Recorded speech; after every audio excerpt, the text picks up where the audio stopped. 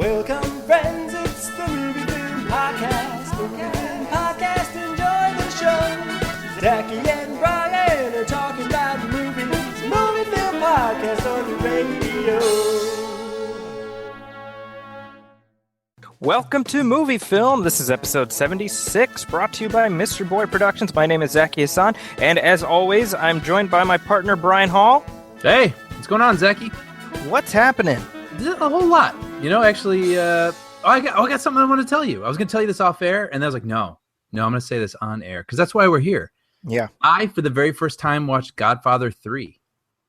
Really? Yeah, that's sort of like, it's like a trope now to hate Godfather 3 and say that it it's is terrible, and no one likes Sofia Coppola. And I am a defender of the Godfather 3. I have been a defender. So I'm actually very eager to find out if I have a fellow defender or a new enemy. Well, it was 2 weekends ago. Like, all my friends went out of town. Like, nobody was around. And it hit me on like a Saturday. I was like, there is nobody around. And so I was like, you know what? I want to watch The Godfather. I haven't watched The Godfather in like forever. I just want to sit down and like totally take it in. So I watched The Godfather. And then I was like, well, man, I'm not doing anything tonight. I'm going to watch Godfather 2. This is Saturday.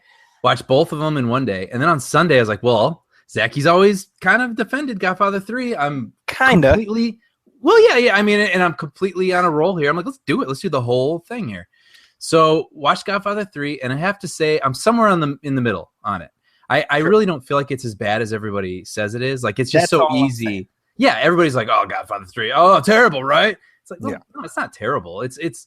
I did feel like it was a bit of a letdown after the first two.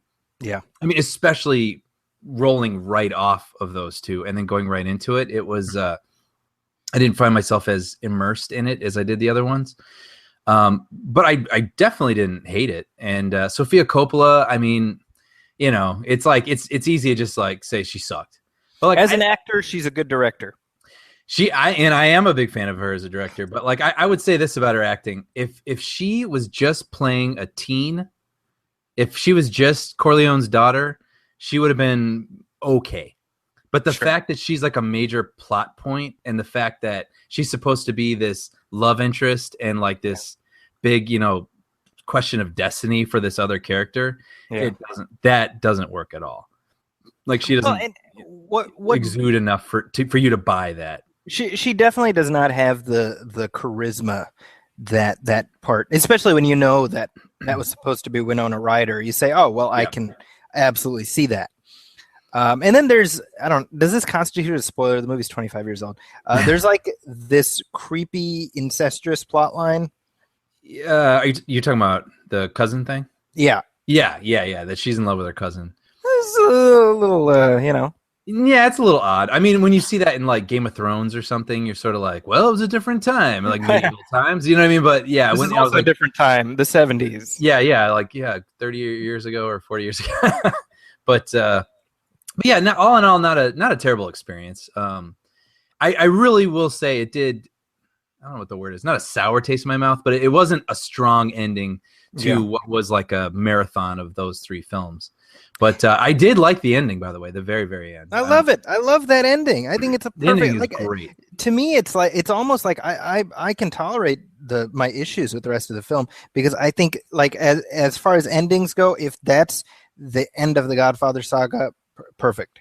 I 100% agree. No matter what came before it, that was the perfect ending, I thought. Yeah.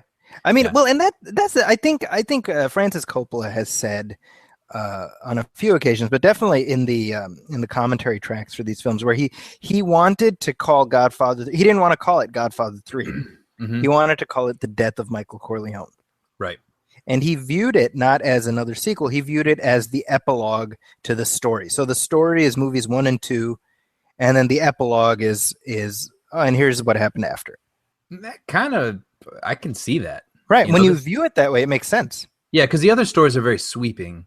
Yeah. And this one isn't as sweeping. It's more, kind of like, this is, Michael tried to go legitimate, and then this kind of postscript of how that went. And then, and again, we're talking about this movie so old. I don't think it's a spoiler per se to say he dies, even though it is a spoiler. But it's more about how he dies. Yeah, that's exactly the condition he dies in and all that stuff. And I thought everything that led up to that was really good.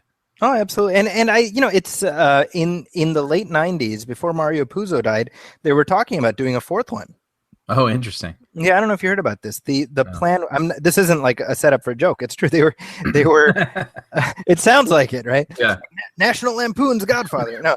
Right. No. The plan was that this is like a minor spoiler, but at the end of Godfather 3, or near the end, Vincent, who is Sonny's son, becomes the new Don. Right. And so the idea that they had was that the next film would have parallel, the same way Godfather 2 was about Vito and Michael, the Godfather 4 would have been about Vincent and Sonny. I could see that, sure. Yeah. And the idea was that it would have, the bulk of the story would have been set before the very, very end of Godfather 3. Okay. Because apparently there's the very, very end of Godfather 3 is actually set in the future of when the movie came out. It's set in 1999. Right. So the movie came out in 1990, but the ending was set about 10 years from that. So in other words, you've got about 20 years that would have been left to film. So that was, and I would have been actually, if Mario Puzo and Francis Coppola were on board, I would have watched it. Sure. Yeah. I mean, it doesn't take away the first two films. Absolutely. Yeah. And essentially what happened is that Puzo died. And at that point, Coppola said, all right, well, let it be. Yeah. Yeah. It's funny, actually. We're talking about Francis Coppola, and there's this great website app where you can plug in your birth date, and it'll tell you what was the number one movie of the week of the day that you were born. Yeah. So did you see this thing? Yeah. Someone sent it to me this morning. So my movie, the movie that was number one the day I was born, Apocalypse Now. Oh, that's a good one. I've always wondered why I've had such a fondness for Francis Coppola. Now I know. Yeah. And by the way, we're talking about Godfather. So I want to mention that listen to the Godfather commentary tracks. I think I've said that on this show as well. You told me that, yeah, just as a friend. Yeah, I mean, it's absolutely worth your listening. It's like 9 hours of one-on-one film school. Sure. So yeah, if you get someday that when I'm homesick from work or something, I'll have to make that my sick project. Yeah, you definitely should. You should call in sick specifically. Yeah. And real quick, I want to mention one more thing. I watched, or I started, I should say, the Wet Hot American Summer Netflix series. Oh, yeah. And are you a fan of that movie? I've actually never seen it. I've never seen it. Okay. I saw it because it had been recommended to me so many times. And I watched it, and I totally thought it was fine. Like, I didn't feel this like passion for it like a lot of other people do, and maybe that comes with repeat viewings or something, but I thought it was funny. It made me laugh in spots. And I really just watched it because it was sort of this new cool thing, exclusive, went on Netflix, and they had a lot of actors in it, so I was like, oh, I'm sure it'll be worth a laugh. But I'm about 4 episodes deep right now, and I found each one getting better than the last. Okay. And it's gotten a couple like genuine like hard laughs out of me. Like I found it pretty funny. Yeah. And so I don't know. I certainly, if you're a fan of the film, I think people are going to like it, but I just found it funny on its own, just as a series, not remembering a lot of the inside jokes I think that come from the film, but yeah, it's pretty funny. So yet another Netflix original. Yeah. And it's got everybody like Paul Rudd, Bradley Cooper, like all sorts of, John Slattery, a ton of Mad Men people are in it. Like, whole mishmash of people. So. See, what's funny is this is, and maybe this is just a measure of my nerditude. I'm like, oh, you mean Ant-Man, Rocket Raccoon, and Howard Stark? yeah, there you go. Yeah. But what's funny is that it's really like it's not even a game anymore. Where any serious ensemble is comprised of people who've been in a superhero flick. Yeah. Yeah, we're just a few days out from Fantastic Four, the Fantastic Four reboot hitting, and there's been some drama about that. I don't know if you've been paying attention to that, but a little. The screening for critics is going to be Wednesday night. According Tuesday night, it'll be tomorrow night that the movie is being screened for critics, and then it starts playing the following night. The Thursday night previews at like 7. What's interesting, though, is the notification that we got was that our reviews were embargoed until Thursday night at 6. Right, sure. Right. So, in other words, the movie starts playing 1 hour after our embargo is lifted, right? And so, generally speaking, like, again, you try to go into these things without your mind made up, but that's kind of a red flag. Sure. Are you going? Are you seeing it? I will be seeing it, and I'm going in with an open mind. I genuinely am. Sure. I've been rewatching the older films, including a 1994 Fantastic Four movie, which was never released. So that's out there. It exists. Well, thanks to the wonders of YouTube. Okay, I've seen the trailer, but I didn't know if that whole film was actually available. It's available in all its terrible glory. It's awful. I watched it, and it's funny because I remember hearing about that for the first time. I was in junior high, and I was excited. You know, back when we used to have joy for things. Well, and superhero movies weren't as abundant, so that's exactly right. Yeah. So I mean, this movie was made for $1 million. And it was made for this is fascinating. It was made for the sole reason that the rights holder, a guy named Eichinger, who actually he produced like Neverending Story. So he had his option. He'd had it for 6 to 8 years or whatever it was. His option was going to expire at the end of December 1992, unless a film was in production. So in like September or October, he calls up Roger Corman, who is like master of the El Cheapo movies. Yeah. And he's like, I need to make a Fantastic Four movie. So this is true. So they just threw it together on December 28th, 1992. Principal photography started. The option got renewed for 10 years. Wow. So was he behind the Fox ones? He was one of the producers. Oh, so that was brilliant. That's the thing, right? Because you feel bad for the people who were involved because nobody knew that it was just a total sham. So they put their all into it. It was, let's put on a show. Wow. It was just a stalling tactic. That's all it was.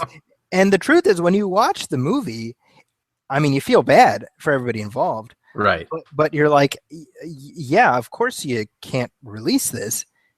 Right. It's embarrassing. You can't do it, you know? You know? Yeah. So I mean, to me, it's a fascinating story, and I think I mentioned there's like a documentary that's been crowdfunded about that. But it's very in vogue right now, isn't it? I know this terrible thing happened or didn't happen. That's like the right, exactly. Well, and when you watch that documentary or the trailer for that, it's a lot of like, oh, this could have been amazing, or whatever. It's like, no, it couldn't have been amazing. they absolutely dodged a bullet, and this is not defending necessarily the ones from the 2000s, but it's out there. Just go to YouTube, Fantastic Four 1994. I've also got some retro reviews that I'm doing on my website, so you can or via Sequart, actually, if you go to sequart.com. Cool. I'll have to check that out. You can see that. That sounds like a measurement. What's Sequart? It's SEQUART. So I think it's a shortening of sequential art. Okay, I'll have to check that out. Yeah, they're a great site. I've been contributing to them for a little while now, and so usually whenever I do like a movie review or whatever, or like a retro review, I throw it over there. And actually, while we're talking about Sequart, they're going to be publishing a couple different books that I'm lucky enough to be involved in, including one that's due out any day now, actually. So if you go to Amazon, you can look this up. It's called The Sacred Scrolls: Comics on the Planet of the Apes. Cool. And I've mentioned it on the show before, but it's available now, and it's available digitally and other, and it's, as the title says, it's about the various comics that have been made about Planet of the Apes. So I have a chapter where I look at the different movie adaptations of the Planet of the Apes films. Nice. Yeah. So check that out, and I got another couple book projects that are coming up, but I'll pimp those later. Very cool. Can wait. Also, very briefly, I wanted to mention a film called The Stanford Prison Experiment. Yeah, tell me about this. I'm familiar with the story. So it's about the Stanford Prison Experiment, which it's I don't know how much you know about that experiment. Enough to tell someone about the urban legend or whatever you want to call it. You know what I mean? Like, you can go ahead and. I mean, well, do you want me to? I'll tell you what I've heard about it. Sure. I heard that there was a class or some sort of, it was supposed to be some sort of like psychology experiment where they divided up a class of kids, to mimic a prison scenario where half the kids were going to be guards and half the kids were going to be prisoners, and just to see how their behavior would, shift with these sort of power roles.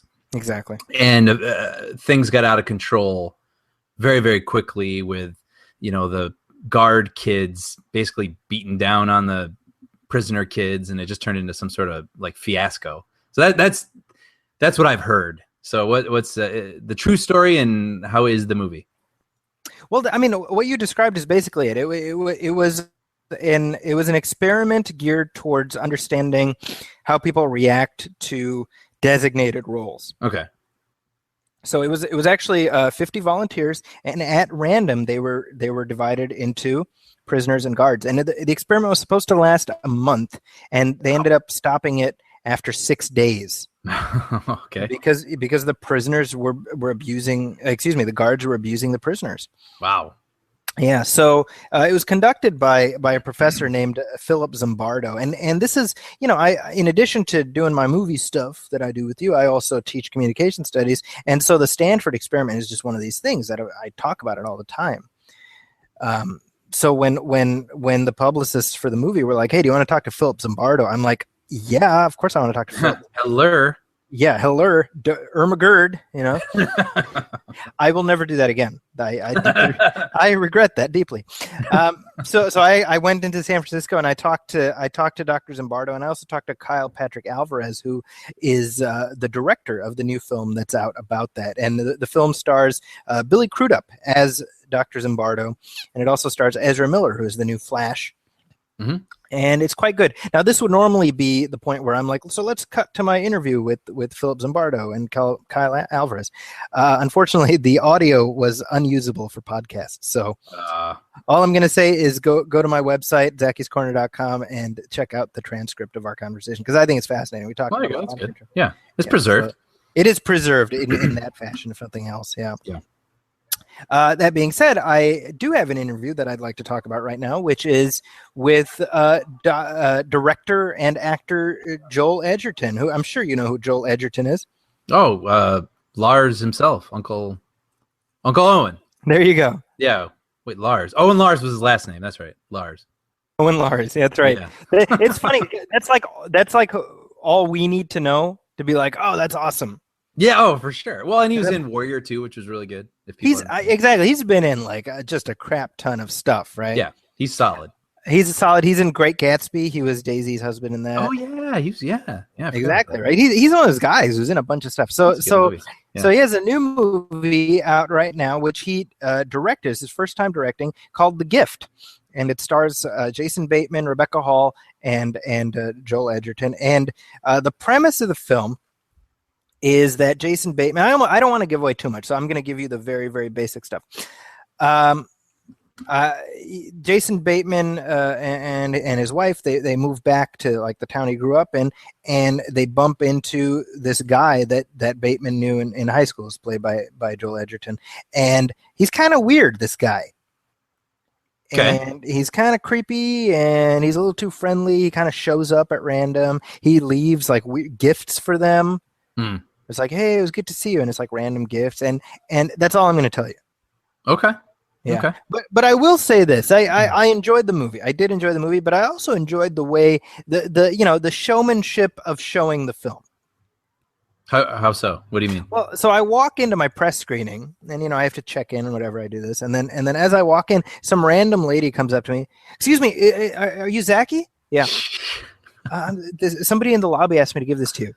And it's like, it has my name, handwritten, and I'm like, all right. And I open it up, and it's like, hey, sorry I missed you at the screening today. And there's like a little Starbucks gift card or whatever. And I'm like, all right, I'm impressed, Yeah. And then as strange woman, they just hired a woman to be an actress to come up and give you a gift. Right. That's hilarious. As I leave, somebody else like, oh, Zaki. And they hand me a little gift wrap box about, size of my hand. Yeah. And there's like chocolates in it. And there's another note. hey, let's be friends again. Right? And I'm like, okay, all right. So then the next day I go in and I sit down for my interview with Joel Edgerton. And Joel Edgerton, by the way, is extremely Australian. I don't know if you know that. I didn't know that. Yeah, this is amazing. These Aussies, they're taking over. We don't know. Yeah. So he's like, hey, this is for you. And he hands me this box. He did? He hands it to me. And I'm like, all right. And I'm setting up. He's like, and my computer like craps out. So I'm like, I need to reboot my computer. And he's like, well, you can open up your gift if you like. And so I open it up. And out comes a T-shirt that says Chicago on it. So they had to stalk you. That's right. You're from Chicago. Isn't that funny? That is outstanding. That's something you'll never forget. That is creative beyond measure there. That is right. Okay. So I'm like, hey, I'm from Chicago. Oh, I'm like, that's amazing yet unnerving. Did they? I'm just curious because that's so funny. I would be cracking up and like kind of amazed by it. But what was his demeanor like during this? I mean, did he play it off kind of like totally cool? Like, oh, yeah. You're from Chicago. Oh, okay, like that. It's very funny. Funny. That's great. So that's where our chat started. Now I didn't include the audio of that in our conversation, but I did get a chance to obviously once my excitement about my new Chicago T-shirt wore off, I did talk about the film, which I really enjoyed. And again, I want to emphasize, if you're listening to this, if my recommendation means anything, just take that. Don't watch the trailers. Just watch the movie and take it on that, because I really think it works better the less you know about it. Again, he directed it, he also wrote it, and he also stars in it. And so I asked him about the film. I asked him about what that experience was like being a first-time director, and of course, this being the movie film show, I could not very well talk to Joel Edgerton without, of course, asking about Star Wars. So that's in there too. So let's go ahead and play my conversation with Joel Edgerton. So. You make your feature directing debut. You write it. You star in it. You really jumped in feet first. So, what surprised you about that? Well, thankfully, as an actor, I've been on so many sets in my life, so there wasn't too many surprises. And I have a collective of guys with me at Blue Tongue who. I've watched all of them make movies. I've sat beside my brother all the way through making a movie, and I recently wrote and produced a movie in Australia that I starred in, but I kept myself out of the director's chair. And it was all this sort of strategic stepping stone towards doing what I did on The Gift, which is finally, put the headset on and sit behind the monitor in the director's chair.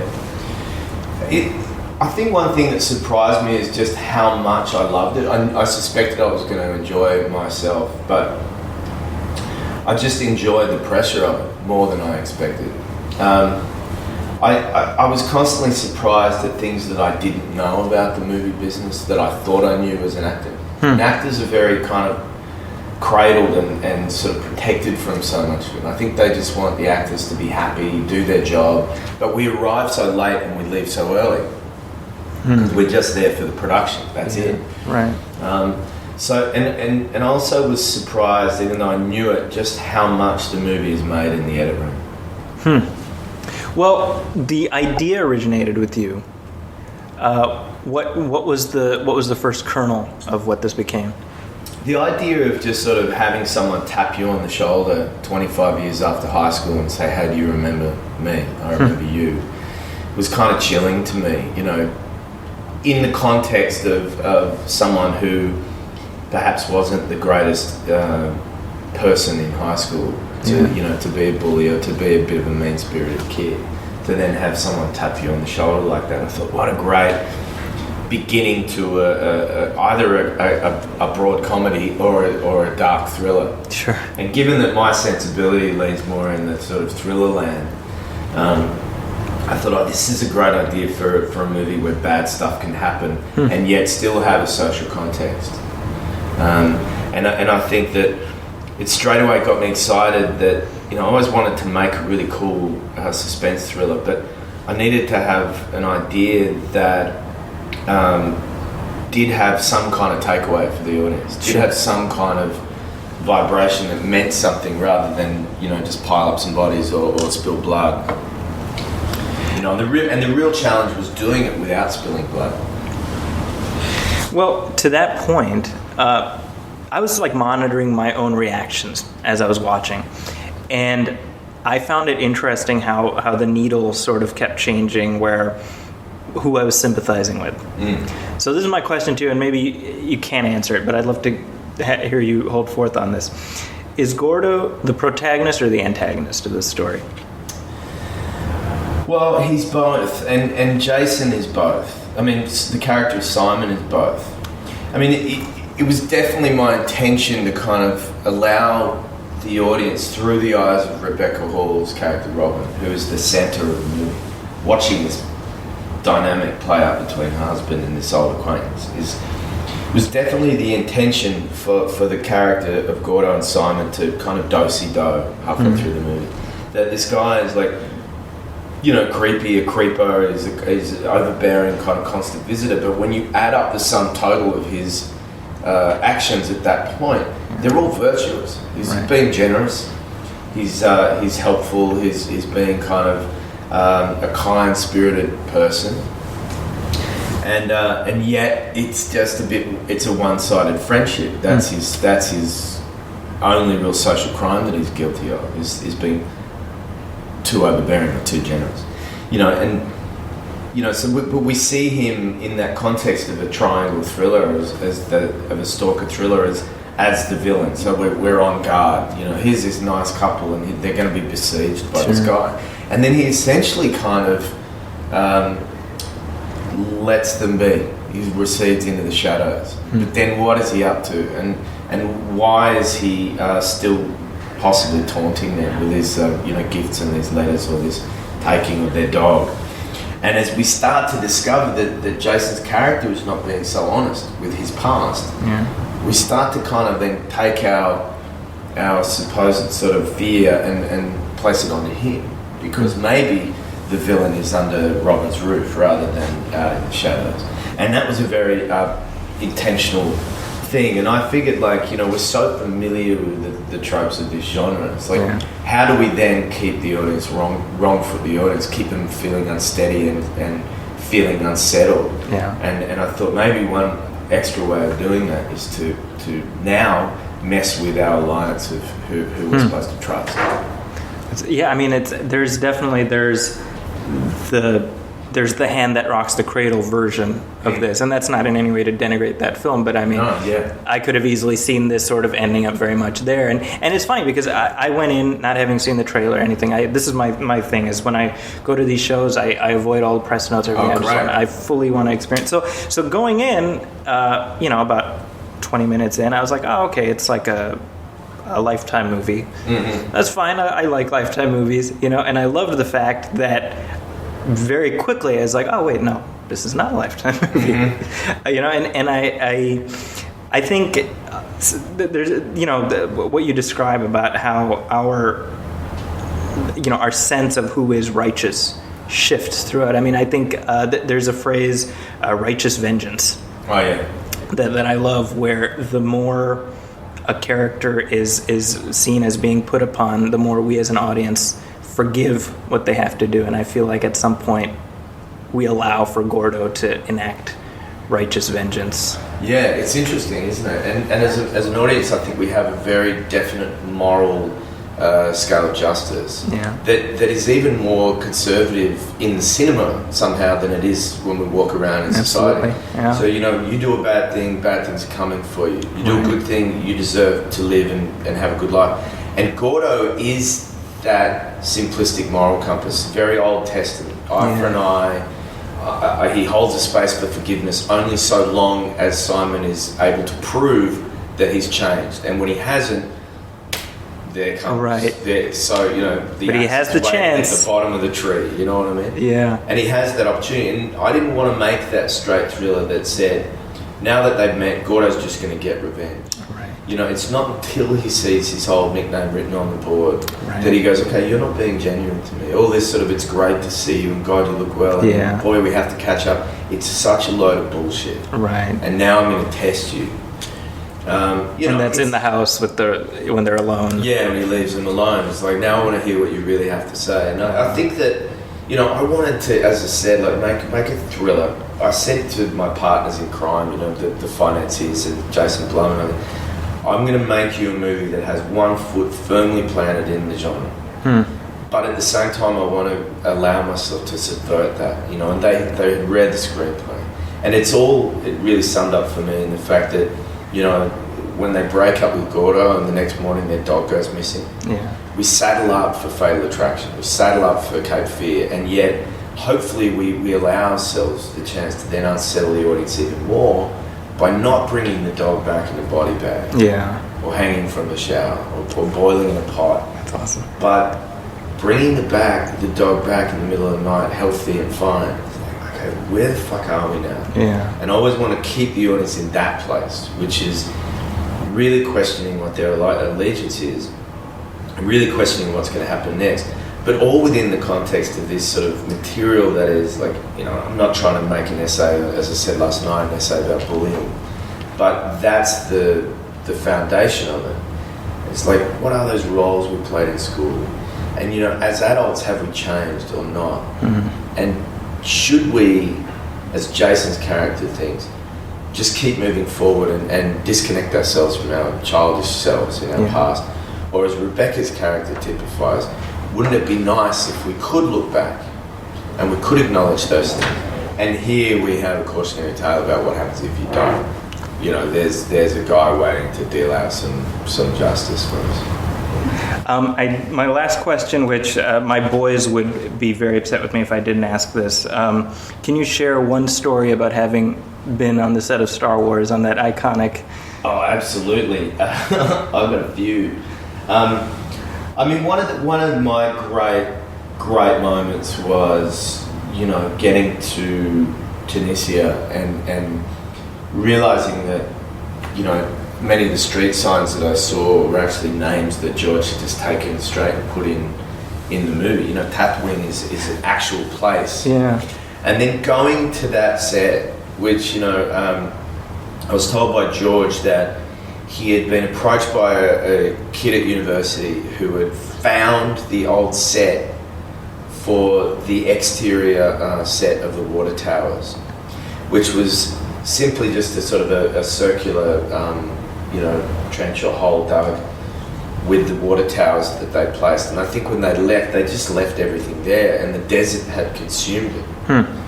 And some guy had, as part of his PhD in kind of sonar technology or some kind of aerial kind of technology I think it was a technology that was applicable to mining, had found the set from an aeroplane of the old Star Wars from 25 years earlier. And so George had excavated it and rebuilt that set exactly where we were. And I'll never forget the day I kind of rolled up in the Land Cruiser, and the desert kind of simmering heat, and through there I could see C-3PO standing there with George, and I was like, fuck, how'd you end up here? And I'm so jealous of this whole new guard of kids who are all in that new style. I'm so excited to see the new film. I think it's gonna be amazing. Yeah, it sure looks like it. And the idea that the Star Wars world is alive again through not just the new trilogy, but this very clever idea of doing these standalone movies. Sure. Which, don't think I haven't already sent an email. So we might see Uncle Owen again. Uncle Owen, but he's got to do some cool shit. We can't just have an hour and a half in moisture farming. Okay, well that's the interview. The Gift starts playing this coming Friday. Do check it out. It has my recommendation. I'm definitely looking forward to hearing what you have to think about it, Brian. I love these small thriller movies. You know what I mean? With someone's kind of crazy, or good little suspense movies. It feels like they don't make a ton of those anymore. So I enjoy those when they come along. And what I'll say is it's going to keep you guessing. It genuinely will. Cool. Nice. So I'll definitely check it out. Yeah, you got a neat little thing waiting for you there. Yeah. And maybe a gift waiting for you. Right. All right. Well, we are joined once again by Zahra Noorbakhsh. Hi, Zahra. Hey, how's it going? So Zara, we had you back. What was it, like last month? 2 months ago? Terminator. For Terminator. Yes. There you go. We've wiped that film from our memory, but we knew we had to have you back because we're going to be talking about Mission Impossible later this episode. So I'm so excited for this. well, hold that excitement because that is coming up. So you can look forward to that. Before we do that, however, we do have some headlines to discuss, and in proof positive, Brian, that there are no more ideas left in this world. This you sent me this link, Brian, and frankly, I blame you for this, even though you're being a good friend. I'll take it. They're now making. Now, first of all, it's worth pointing out that last week a multi-million-dollar deal was sealed to make an emoji movie. Right. Which is just I'm not even going to spend time on that concept because it's just insane. Sony's making that. Well, of course Sony's making that. Why not? Do you have an emoji for your feelings about it? It involves a face with a tongue sticking out and a winky. That's my go-to emoji. My go-to emoji is the little baby chick. There's a baby chicken. See, I don't know. I'm a newbie when it comes to emojis. Yeah. See, I don't use emojis very often, so I think it's funny because no one's expecting it. So people will, like, send me smiley faces and thumbs up, and I just send this random baby chick, and it's like, and they don't know how to respond. Exactly. I knew you were a newbie to emojis because you picked the winky face with the tongue out. That's a newbie emoji. There you go. I wear my newbiness. That's funny. With pride. I've aged out of emojis. I think I don't know. Is there a point on your personal timeline where when you send emojis it's just uncomfortable? It depends who I'm talking with completely. Sure. It's almost like when you're doing work emails, like you have people who are above you and they'll call you dude. So I'm like, all right, well, I'll call you. Yeah. I can call you dude, But then you have other people who are very formal and like, thank you, best wishes. And then I'm like, okay, I talk to that person this way. So I should not call them dudes. Right, exactly. So with texting and stuff, certain people send me emojis, so then I send emojis back because I don't want them to think that I'm like not having fun with them or something. But then other people don't. Like you don't send emojis, so I don't send emojis to you. You know what I mean? That's right. You guys, my boss sends me emojis. Really? Yeah, my boss. Oh, your check's late. Smiley face, winky tongue out. Tongue sticking out. Well, Brian, I guess we need to start sending each other emojis then. Yes, we should start. We need to take this friendship to the next level. Yeah, right. And we want to be caught up for the film. We do. We that's the homework, right? I'm just hoping the baby chick is in it. That's all. Well, if you think it can't get any less original than that, hold on, because apparently now the same company that's doing the emoji movie, which is Sony, is also doing a Pez movie. Actually, I think it's a different company. Oh, it is a different. Oh, you're right. I'm sorry. Yeah. Well, thank God. Thank God Sony wouldn't do something like a Pez movie. But see, Pez this is candy. weird. Yeah. Because I was telling Zaki before the show started, like with the Lego movie, I could see where some people would sort of think that's a terrible idea, but like I never thought that was a bad idea. I can kind of see it where you can build buildings and like be creative with it. Like it always kind of made sense to me. But with the Pez movie, I mean, what I'm trying to imagine, because all the Pez, they have heads, right? So I mean, you can still do the same sort of thing where you got Batman Pez, you got Wonder Woman Pez, whatever, but like they don't have bodies. Right. You know what I mean? Right. And candy comes out of their necks. So like what?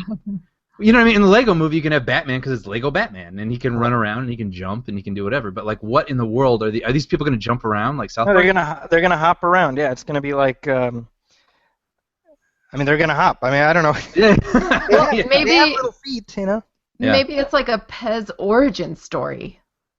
Good and Lord. It's like, this is the morbid way that these characters became a Pez, and you're eating them.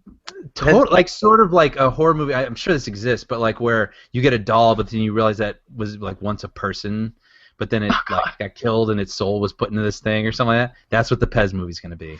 That's amazing. I'm going to watch it. I want Tim Burton to make this movie. Actually, I would watch it if Tim Burton made this movie. Can you imagine like the circumstance that would lead Tim Burton to make the Pez movie? Well, it has to be Helena Bonham Carter and they broke up. Not anymore. Johnny Depp though, yeah. Johnny Depp maybe, but yeah, him and Helena Bonham Carter aren't together anymore. Oh, now I do have to watch this because I was getting tired of that duo. I was Yeah. so over it. Yeah. Well, I'm still tired of the Johnny Depp Tim Burton duo. I think they need to take a break from each other. So I'm getting a little tired of Tim Burton, but I don't want to be tired of Tim Burton. Like every movie like I saw Big Eyes. Raise your hand if you saw Big Eyes. Yeah, just me. So like I'm still rooting for this guy to like make, what he was doing when he was sort of exciting, doing like Edward Scissorhands and Ed Wood and all that stuff, and it feels like he's just in this sort of like wash, rinse, repeat sort of thing right now, and I'm looking for him to hopefully, I don't know, at least with Big Eyes I appreciated he was trying to do something different, even though it was just... Well, when we're talking, that was with was Nicole Kidman in that? Amy Adams. Amy Adams. Christoph right. Waltz, yeah. That's right. Yeah. Yeah. Well, I mean, but that gets to something, and it gets to something that we talk about a lot, which is, it's hard to be creative, especially if you're a Tim Burton, you need a Tim Burton budget. Yeah. Yeah. I mean, I like to think that you don't. Like, I would love to see what Steven Spielberg would do with like a $50 million movie. Like if he'd make like awesome. Like a Sugarland Express or something like that again, or Duel. I would love to see him make like a bare bones, whatever he would make, but it would still have his skill with the camera. So, I would love to see them take all of Steven Spielberg's money and take it away from him, and then like throw him in a reality TV show, like on an island with a camera, like an 8mm camera with like J.J. Abrams like Tim Burton, and just like take all of their money away and be like, work for it, guys. That would be kind of amazing. Like, I mean, think about it. Like, that's what kids do, right? Like, kids have nothing but like Hot Wheels cars and their dad's video camera. That would be like the exact same thing. Like, all they have is what's around them and like you said, like an 8mm camera. Like, I'd be really curious what their home movies would look like. That's how Probably Spielberg amazing. Got started, right? That was like he talks about that all the time. Yeah. I love Spielberg. Well, I mean, Super 8 is basically J.J. Abrams' like autobiographical movie, but minus like the alien and all that. And the killing. Okay, minus that part, but I think he's talked about that before. But I mean, this is the problem, right? Is Hollywood, of course, runs on franchises, and this is appropriate because Zahra, last time you were on, we did talk about Terminator, and so given that the Terminator is now, at least domestically, a bona fide flop. It's not even going to make $100 million domestically. Wow. Ouch. The question is, and the studio is still intent on making a sequel, because they've got 2 more of these things scheduled before 2019. Before 2019, they hope to have 2 more out. Which this sounds like a pipe dream to me. Okay. But we see this trend, right, where you have these movies that did not really do well, but yet they end up scoring sequels. We got Pacific Rim 2 coming. We've got Godzilla 2 coming. We've got Snow White 2 coming. Prometheus 2, which I'm convinced will never be made. Brian, you disagree with me? There was an article just today about that, thinking it's going to go into production in early 2016. So I don't know. It will not happen. I can't believe Snow White has a sequel. We'll see. Yeah, well, and that's exactly it, right? Because Snow White was not a good movie. It was terrible. Yeah. Was it? I didn't see it. Yeah, well, it was just boring, and I mean, it's weird because not everything needs to be an epic, a multi-pronged epic, but everybody wants to sort of, extend the IP. So, at what point do these studios walk away? I don't know. I mean, I guess it depends which studio it is. I mean, if you're, it's weird because it feels like Snow White 2. Yeah. I mean, first of all, it sounds like a made-up movie poster you'd see in Last Action Hero or something like that, and it's a weird, bizarro world. But, like, it just feels like studios are, like, clenching their fists and, like, willing franchises, like just trying desperately for things. Whether or not it's a good idea or whether or not it's even succeeded, they just gotta have a franchise. So, I don't know. I mean, maybe that's sort of the, how you always talk about the old guard and the old way of thinking. I mean, that seems to be what the current guard is sort of stuck in until the new people figure out, how to come up with a better idea. But I don't know. Yeah. Well, I mean that's the thing, right? It's James Cameron gets the Terminator rights back in 2019, and a lot of people are like, "Oh, thank God, we'll get a good Terminator movie." And I'm like, "No, not that. No more." Yeah. Yeah. I hope we never get another Terminator movie. I'm done. Yeah, but I will say I haven't liked any of them since 2, really. Mm-hmm. But if they make another one, I'll check it out because I'm just hoping that they're gonna keep making them. Like I just keep hoping it'll turn out right eventually. See, I think that's the thing right there is that like we will go watch it. Like if they did Snow White 2, there's a part of me that's like, well, who's gonna play in it? Sure. Yeah. Well, I mean, in Terminator is like a mythology that, like, even if you haven't seen the Terminator movies, you know the Terminator plot. So I mean, it's maybe I'm going too far here, but I mean, you think of like legends. You know what I mean? That like certain ages have. I mean, that's a modern legend. That story and that concept. So it's like it's gonna continue to be retold because it's one of the few. What's that? You're talking 2 new films in the next 4 years. Is that what it was? By 2019? Yeah. Did I hear right? That's right. That's not even like time enough for us to forget about the legend. It's true. Well, I mean, this was created to be a trilogy. So is it a failure if you make 3 movies that nobody likes? Like if they all went to go watch it and then they paid the money and then we're like, oh yeah, now I'm sure I didn't like that. But like they paid the ticket price, I as an accountant would be thrilled. Well, there you go. Well, then that's the thing. I hear this all the time. Like people are like, I'm gonna watch this just to like hate it. And it's like, well, there's no box for that to check when you buy your ticket. Right. You don't get the hate watcher discount. They're getting your money whether you hate it or love it. Yeah. That's how I feel about people who retweet me and then claim it's because they're making fun of me. Either way. Yeah, whatever. Thanks for the exposure. Yeah. That's there you go. Yeah.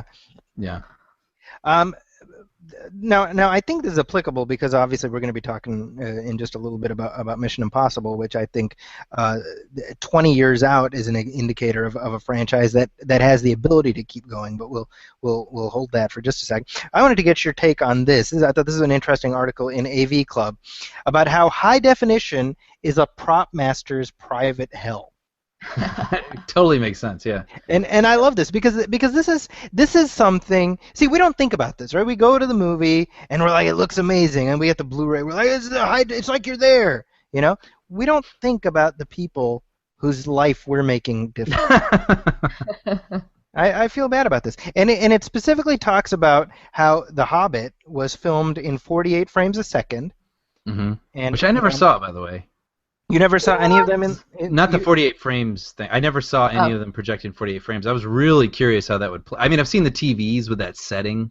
Yeah. With the hyper realistic whatever frame setting, but I've never seen it on a theatrical screen, so I don't know what that's like. Well, and for those of you in the audience who don't know, and I wouldn't blame you if you don't, because nobody talks about this anymore. That's how little of an impact this 48 frames a second, right? It was supposed to be a big deal before The Hobbit came out. 48 frames a second. Normal frame rate is 24, so this is double the normal frame rate. You're going to get twice as much information. Oh, my God, it's going to be amazing. Well, I've told this story, Brian, but it's been a while. I went and saw The Hobbit, the first Hobbit, in 48 frames a second, in IMAX, in 3D. And that combination of factors was enough to touch off a weird chemical reaction in my brain that had me run out of the movie theater and pass out. Yeah. Oh, man. That absolutely did happen. I almost threw up, and I mentioned this before, where it was one of those things where it wasn't just like, oh, I'm not feeling well. It was like I am for sure going to pass out. Wow. And like how's my wife gonna pick me up from the hospital? Like it was like that. Jeez. Well, okay, so what you do remember from that experience, because I read this article that you sent, it was really, really interesting. It was basically saying when you go at 24 frames a second, Gandalf's wooden staff looks like a wooden staff, but when at 48 frames per second, it totally looks like a piece of plastic that's been made to look like a wooden staff, because that's what it is, So, do you recall it looking like that, Zaki, when you saw the? What I remember is it looked like a really big episode of Three's Company. Yeah, sure. I know exactly what you're saying. Yeah. It looked like video. I was waiting for Mr. Furley to walk into Bilbo's house. Yeah. Mr. Furley and the Hobbit I was waiting for some misunderstanding about homosexuality, and then right. you know, yeah. Oh my God! What? You're giving him a ring? You know. That's what it didn't work for me because it looked like video. It looked like it was just too real. Yeah. It's funny even hearing about the prop master's experience of this phenomenon because I, of course, like the layman, am like, The Hobbit, wasn't that all created by CGI and magic? Like there were props. Right. They had props? Yeah. Yeah, they did. I mean, Peter Jackson actually. Well, I mean, the Hobbit movies are maybe not the best example, but certainly with Lord of the Rings, Peter Jackson's pretty good about using a lot of practical stuff that he blended with CG in a much more interesting way. I think with the Hobbit movies, there were less props. And usually that makes a film better. Yeah. When there are props. Yeah, when there are actual tangible. Yeah. It's better for the actor too because you're working with something tangible. You're not having to manifest everything around you in your imagination. Well, which is why I think everyone's excited about the new Star Wars films because that's exactly it's been pretty widely advertised that that's the avenue they took. Well, talking of the Hobbit, it happened fairly late in the game that it was originally going to be 2 movies and then they split it into 3, and so they didn't have an ending for the second movie. So if you watch the behind-the-scenes stuff, it's fascinating because Peter Jackson was basically making up the ending of the second Hobbit movie out of thin air. And it was, we're talking about CGI. There were no props or anything for the ending, so it's literally like you have the actors, and he's like, run there, stop, scream. Turn like this. Really? Jump. Yeah, I mean, literally, they're against the blue background, and when you watch the movie, it's like it's the ironworks, and there's the dragon, and none of it was real because they had no idea what the ending was going to be. Wow. That's incredible. That's pretty incredible. When you think of the fight scenes and the choreography that was involved, that's incredible. Yeah, well, it was because they made a very late decision to turn 2 movies into 3. Right. So they had to suddenly come up with an entire a third act for this movie, Which is surprising for me to hear. Like, I would have thought that the minute they were like, oh, the book The Hobbit, we're going to turn that into 3, right? Right. Like, that would, because it's such a huge moneymaker. I mean, if we're talking about the Pez movie, and whether or not there'll be 2 or 3 of them, then The Hobbit is like a no-brainer. That's funny because Brian, remember, like, we started doing this show right when, like, maybe right before the first Hobbit came out, right? So the decision to turn it into 3 was made maybe a month or 2 before the first Hobbit movie came out. Sure. So I mean that tells you, like, Zahra, you make a good point. Like, why didn't it occur to them sooner? Well, maybe they were hopped up on Pez. Right? like with the Hunger Games and Harry Potter, take like a book and turn it into multiple movies for one book. And yeah. New Hunger Games, by the way, coming out shortly. So I should probably watch even one of those at some point. You've never seen any of them? I know, right? What? They're fine. I actually don't love them, but they're when they come around, I'm like, yeah, that was fun. I'm not avoiding them. Like, I'm not making like a statement. It's one of those things where I kind of missed it. I'm no longer a teenage girl. That's the biggest thing. And so it's just weird. It just hasn't been one of those things where I'm like, oh, I gotta go see it. Sure. That's where, for me, like, my heart is breaking hearing you guys say that. Cause, like, oh, really? Yeah, oh my God, because it was such a big deal for me to see that, an action movie starring a female protagonist. Like, yeah, it's so hard to create because anybody who is assisting her can also make her look even more weaker. That's really interesting. Can make her look weaker because she's a woman. You know what's interesting about that is you make a great point, and it draws to mind earlier this week, Chris Pine was signed to play the love interest in Wonder Woman. Right. right? So and he's Steve Trevor, if you've seen the old TV show, or even he's in the comics too. But when you look at the press release, they go out of their way to say he's not just going to be a love interest. He gets a lot of stuff to do as well. And it's funny, Zahra, that you're saying that, because I read that and I was like, well, why can't he just be the love interest? Right. Yeah. It's Wonder Woman, for goodness sake. You know what I mean? I don't care about him. You know?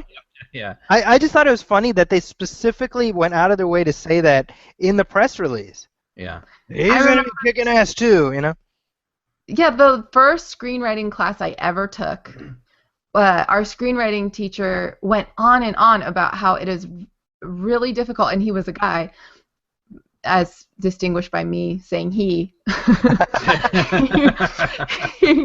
He was like, it's really difficult to make a action movie starring a woman because the characters that support her can then steal her thunder and make her look weaker, actually. And so it's tricky having her have a male supporting character, and because also the Cinderella myth haunts every woman anyway.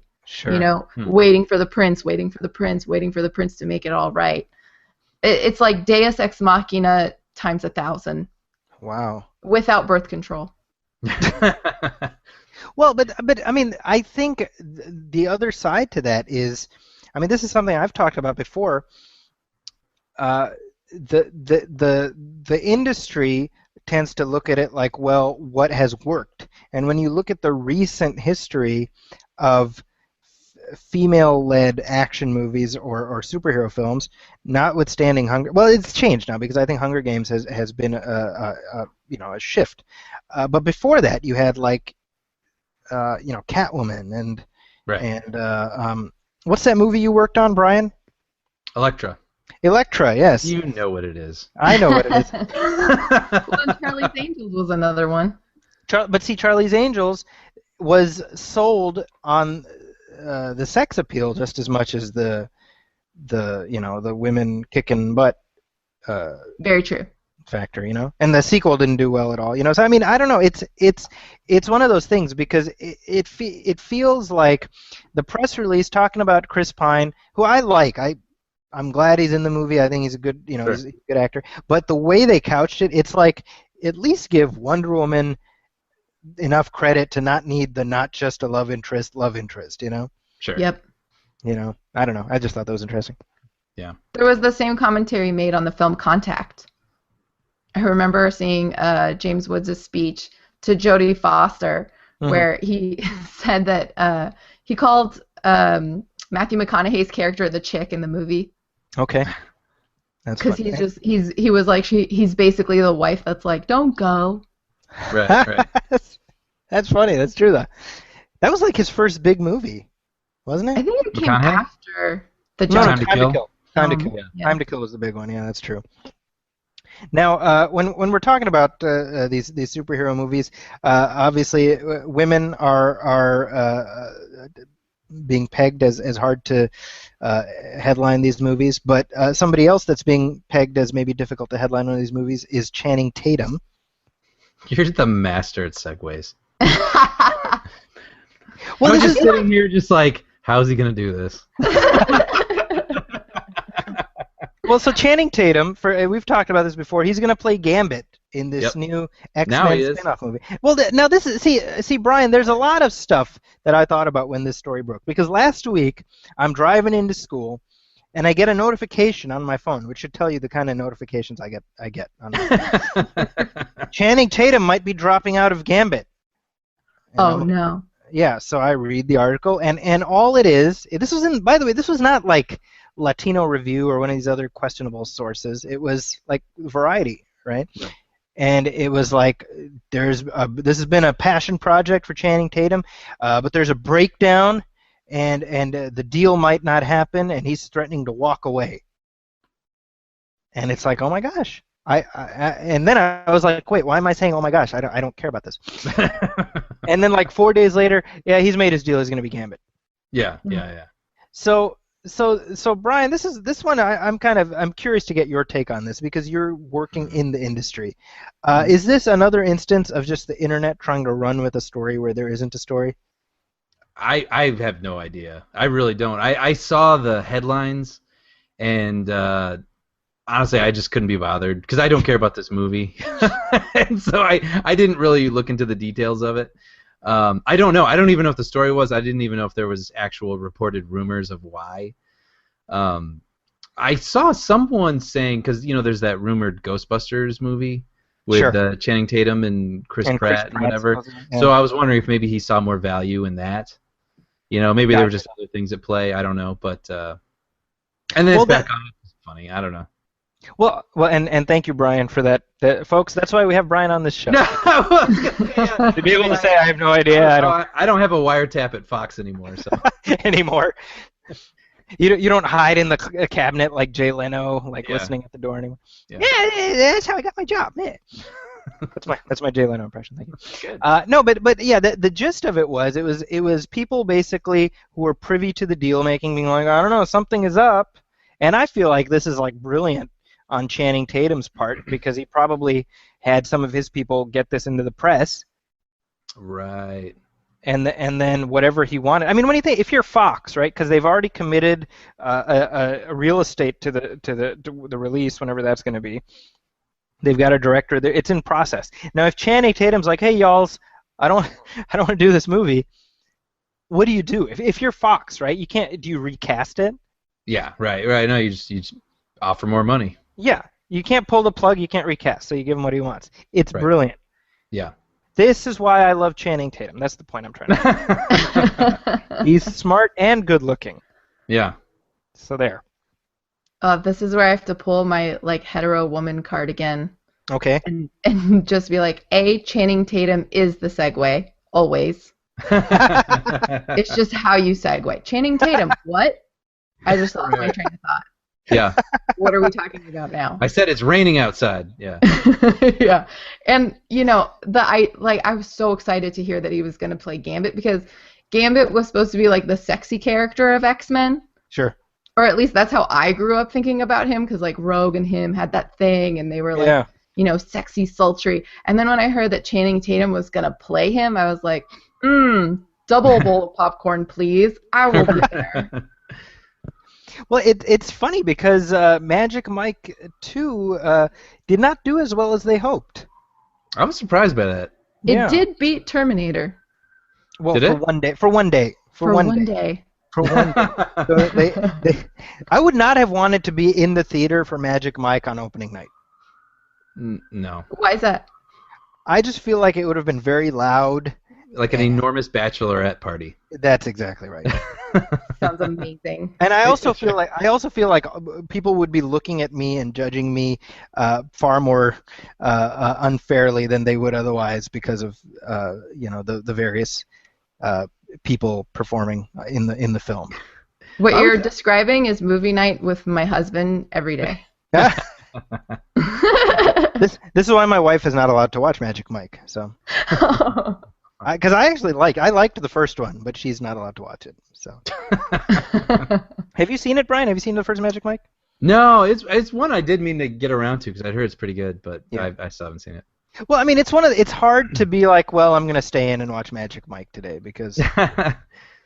Well, I mean, reading the reviews that I do and the people that I follow, a lot of people that I like have spoken to its merits. So I was like, oh well, I mean, I'm always down to watch something that's good. So yeah. If it's good, I'll check it out, sure. Well, we're talking about Channing Tatum being Gambit. We're also, and by the way, supposedly, I don't know how true this is, but the other day news broke that Michael Fassbender and James McAvoy have signed on to keep making X-Men movies. I'm looking for something a little more something reliable, but it wouldn't surprise me if that's true because if you're Fox, you want to lock those guys in. Right. You know what I mean? But this is all, in my opinion, a reflection of the fact that Hugh Jackman is leaving and they need more X-Men stars. So, of course, the trailer dropped earlier today for Deadpool. Yeah, right before we went to air, I think. Just perfect timing. It couldn't have been better. And this is the R-rated. This is the first R-rated Marvel movie since, I think, since Ghost Rider 2, I think, a couple years ago. It's the first R-rated X-Men movie. That's exciting. It is exciting. There's lots of F words in it, which is always fun. And this stars Ryan Reynolds. This is his passion project, the same way Gambit was Channing Tatum's. So let's play some of the audio from the trailer, and then we'll talk about it on the flip side. What if I told you we can make you better? You're a fighter. We can give you abilities most men only dream of. Make you a superhero. You just promise you'll do right by me, so I can do right by someone else. And please don't make the super suit green or animated. One thing that never survives this place is a sense of humor. We'll see about that, Posh Spice. Oh, come on. You gonna leave me all alone here with less angry Rosie O'Donnell? Hey, yeah, I wanna shoot, baby. Okay, so Brian, you've seen the trailer? I have seen the trailer. Zahra, you've seen it? I have seen the trailer. Okay, so let's start with you. Now, are you familiar with this character? No, actually, I'm not familiar with this character. So, and I'm a huge X-Men fan. Well, and so I think that's interesting because when you think about it, you're the audience that this movie needs to reach, basically. And they are not going to reach me. I hated every minute of that trailer. And Really? I'm in no way interested in seeing this film. I am looking forward to the article that Jezebel writes that will tear it apart. Okay, so talk to us. What didn't work go for on. you? I mean, when you said it was rated R, I was like, oh, okay, great. Like, finally I can go see a film that isn't competing with the attention of the 13-year-old in the same room with me. Oh, okay, so wrong reaction. Okay. Right. wrong expectation. Okay. Right? Like, I was You like, had the mature response to that. Yeah, exactly. And I played the trailer, and it really is just like, so we're going to make a lot of homophobic jokes, and we want to be able to say the F-bomb as many times as we can. Right? You know, I want to be able to say mother, you know, and we want to be really violent and really graphic with our violence, and so what that means is tell Zahra she is not invited. You know, it's funny because when they released the Red Band, that was what it was like. It reminded me of those kids in like junior high who think they're all tough shit. Exactly. Like, hey, you effing effer, effing in like weird ways that don't even make sense. You know, hey, you F face. You know, like, and that's what this movie felt like a little bit, where it was just like they were the trailer rather, where it was they're trying to get as much of the R-rated angle as possible. Their best joke for the trailer, their best joke that they chose for the trailer is him saying that his co-star, the woman I'm assuming, is some younger version of Rosie O'Donnell. Like, that was as hard as they could go. That was their best punchline, and they put it in there. That's funny. Actually, I like the green suit. That was I thought that was really funny. He says make sure it's not green or animated, which is that's a reference to him being Green Lantern. Yeah. I don't know. I don't know. I was apathetic before. This didn't really move the needle for me. I'm gonna watch it obviously, but I don't know. What did you think, Brian? Probably the same as you. So it's sort of just I don't know. I don't really have any feelings toward it. Like I don't have any negative feelings toward it, but I don't really have any excitement for it either. Like it does look sort of like a it was made by like a 13-year-old who just learned a curse word and is gleeful about violence and silliness and like you know, and so it's like I just don't know if I will respond to that sort of thing because that's just not where I'm at. Well, Brian, would 13-year-old Brian be excited by this? 13-year-old Brian is different than a lot of 13-year-olds. But no, I've always, even when I was young, I've always not liked when I could tell something's being forced on me. And like when they're forcing this R rating and like you just won't even believe the things we're gonna do in this movie. Sure. You know what I mean? And so it's like, hey man, that's for a certain crowd of people, and if they're gonna enjoy it, like, please do, because this movie's for you. But like, I've just never responded to that sort of thing. If it's actually a fun, zippy, alternative sort of style superhero movie, and it actually is, you know, well made and a decent story, and he's a good character, like, then I probably will enjoy it, in spite of things that maybe I just don't respond to. You know what I mean? Yeah. But that remains to be seen. So, Sure. Yeah. We'll So, see. okay, so- I can't say it did a whole. It's not like, oh man, that whatever next February or March can't come quick enough. See, that's what's weird though, is because that's the reaction I'm seeing online, Well, including. doesn't this feel like a movie for people online? I'm looking at the HuffPost, and they say Ryan Reynolds debuts Deadpool trailer, and it was well worth the wait. Really? But then again, I'm not a fan of the character either. Like, and I say that because I'm not familiar with him. Like, I've read one of his comics, and I thought it was funny, but like, you know what I mean? Like, I just have nothing invested in this. Yeah. So, you know, like I could see people online who like love this character, and they're like, finally, he's gonna get a movie. Like, yeah, I could totally understand why they'd be excited. But okay, and this is gonna sound terrible, but doesn't this? I watched the trailer, and I'm like, this is gonna appeal to like your stereotypical basement dwelling comic nerd. And I hate saying that, but you know what I mean? I have no idea. I don't know, because I keep talking the way that I am right now because I'm sort of like, like shoulder shruggy about it, but like I am seeing this like overwhelmingly positive reaction online, so I'm sort of like, what do I know apparently? Well, Brian, you know a lot. I think people should listen to you. Anyway, okay. Well, before we get to the main attraction of the show, is there? Well, let me say. I'm sorry. I want to say one more thing, just because I just thought of it right now. Yes. What I like the appeal, I think, of the Deadpool character to me personally is the fact of how silly he is and how meta he is. Like he breaks the fourth wall and he comments on a lot of silly things and whatever. And I think I would have been drawn to more instances of that. Like actually, that whole what am I trying to say? That presentation reel that they made that got leaked, that led to this movie getting made in the first place. I actually enjoyed that more than I did this trailer because it was like him. It was like him talking about what he was gonna do to these villains in this car, and then he draws this picture of like one of the guys, decapitated or something like that, and then he ends up like doing all those things. Like that I found kind of funny because he's like this violent Bugs Bunny. You know what I mean? And that's terrifying. That's terrifying, but that's gonna make me go, well, that's different.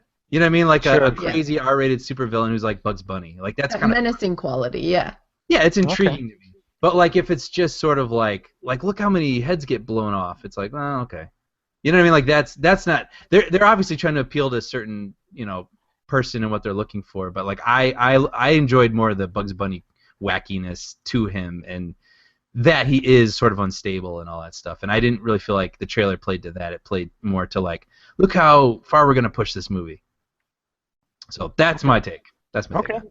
Well, and it's due out next February. Mm-hmm. So it's Valentine's Day weekend. Kind of programming. Of 2016. Well, it's interesting because in 2003, Fox, same studio, released Daredevil that same weekend. So I don't know if that's considered maybe they're following precedent. Daredevil, by the way, they made a sequel to. What was the sequel that they made to Daredevil, Brian? It was really more of an offshoot sister picture, if you will, but it was called Elektra. Yeah. And it is available on Amazon and all other outlets, I imagine. And you worked on that movie, didn't you, Brian? Oh, yes, I did. I should have brought that up. Did they put your credit in the movie, Brian? No. You kind of dodged a bullet a little bit, didn't you? They left your name off? So says you and director Joe Johnston. Joe Johnston said that. That's right. Yeah. Joe Johnston actually said that about because I was a little like, oh, they didn't even give me a credit, and he told you, he's like, well, it sounds like your friend might have dodged a bullet. If they leave your name off a bad movie, you don't have any skin in the game, so it kind of works out. It's pretty rad. The guy that designed the Millennium Falcon and Boba Fett said that I dodged a bullet by not having a credit in Elektra. There you go. That is worth it. That is worth it, that story alone. Well, speaking of the Millennium Falcon and Boba Fett, Brian, do we have any Star Wars news? No. Let's skip this. Is there any? I don't even think there was. I gave you the freaking greatest segue of all time. You did, but I don't have anything. I said this actually. I said this online, but I want to mention this here. The Marvel Storm, which is like the only comic that I read anymore, just did an issue where it was Obi-Wan Kenobi and sort of what he's doing between trilogies. And I read it and I was like, get Ewan McGregor on the horn, lock him in, get me a series of Ben Kenobi movies. Yeah. Oh man, for sure. Just like Ben Kenobi Adventures. Yeah. Easily. Right? I mean, Ewan McGregor. I've said this before. Ewan McGregor, he's like a walking pit of just contradiction because for as much as he loves Star Wars, he hates Star Wars. Right. Well, he's earned this. Right, exactly. He's so good as Obi-Wan. Like he's earned to be in a good movie as Obi-Wan. Yeah. That's exactly it. So I would love to see kind of the William Money version of Obi-Wan Kenobi, where he's, kind of the retired gunman who has to, go off and rescue the girl or whatever, For sure. Do we see the potential for a Channing Tatum character? No. There's always potential for any potential. Anything, any character, a janitor maybe, that strips while he sweeps. Well, I think all Channing Tatum would have to say is like, "Hey, I want to be in Star Wars," and somehow they'll find it. Because I think that's what happened with Gambit, basically, right? Yeah. By the way, I found this out. You talk about like stupid character names in Star Wars. Yeah, in Attack of the Clones, there's that friggin' movie's horrible. But towards the beginning of the movie, there's the guy who's trying to sell Obi-Wan Kenobi cigarettes. Death Sticks. Death Sticks. Yeah. So you know what that character's name is? No. Elon Sleaze Bagano. That's the name. Yeah. That's out of all the possible names George Lucas could come up with, Sleaze Bagano. That's funny. All right, well, moving on to the main event, and this is one I've been looking forward to talking to both of you about. Mission Impossible Rogue Nation is in theaters right now. It's the #1 movie in the world. It's made $56 million over its opening weekend. It's made $65 million internationally. This is another huge hit. And the Mission Impossible franchise is now in its 19th year. Doesn't look like it's slowing down any. I loved this movie. That's my non-spoiler review. I did. I think it's absolutely fantastic. I want to get your non-spoiler takes, and then we'll unpack it a little bit. So Zahra, you're our guest. And you just saw it last night, didn't you? I did. Yeah, I saw it last night. So and you did too, I think, Brian, right? I did. Oh yeah, funny. So it's perfect. It's fresh in your minds. Zahra, tell me what you thought of Mission Impossible: Rogue Nation. Loved it. Go see it. There you go. Damn. All right. Brian's like, I hated it, and this is very awkward now. No, I loved it too. I love these movies, honestly. Like we talk about 2 is probably the weaker one, that's sort of more sore thumbish of the series. But man, 3. Sore thumbish, by the way, also a Star Wars character.